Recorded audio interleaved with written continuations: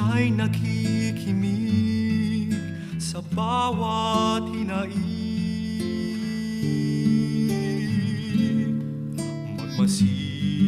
Magmasid at mamulat sa kanyang kapangyarihan. Nabatid mo ba na siya'y naglalaan,